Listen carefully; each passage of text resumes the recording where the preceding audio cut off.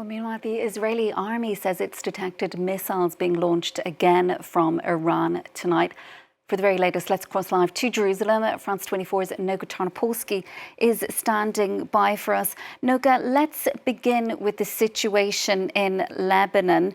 Panicked residents earlier fleeing the southern suburbs ahead of what's feared to be a major bombardment. It looks like that bombardment got underway just before we came on air. Israel saying it's launching a new phase of this war. What exactly are we expecting? That's right. Well, it really did start in the last 10 minutes or so, Sharon. I'm expecting a very massive bombardment of Dahya, of southern Beirut, and possibly much more in southern Lebanon in general.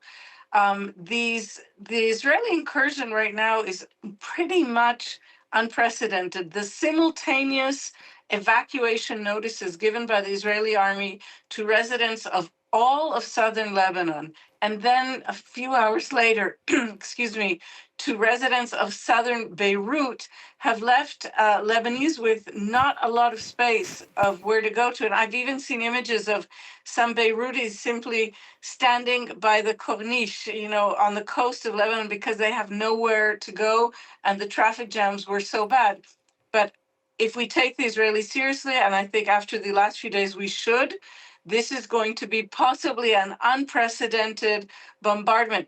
I have the sense here today that Israel perceives that it has an opportunity to very close to really dismantle or finish off Hezbollah, given its weakness after the previous Israeli hits on Hezbollah in 2024, and also the Hezbollah's unpopularity among the Lebanese. So Israel may now sense it's a real opportunity to move in and wipe the organization out.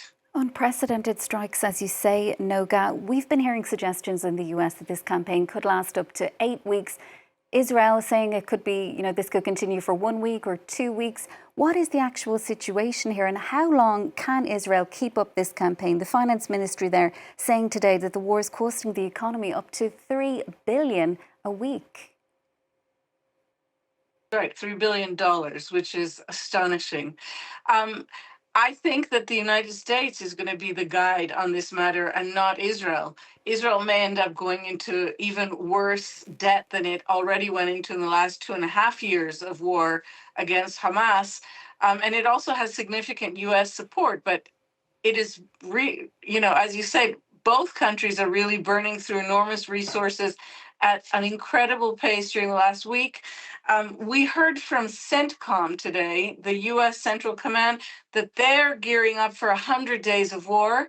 This, of course, could be fog of war type propaganda, or it may be a realistic planning. And in Israel, the messaging has been very mixed and vague, I think in part so as not to give too much information to the enemies, but also because I think that it's the United States that's going to be making those big decisions. And Noga, you've taken shelter there. Air raid alerts were sounding just before we came on air, but is a sense of normality to some degree returning? Surveys suggesting that the vast majority of Israelis actually support this campaign.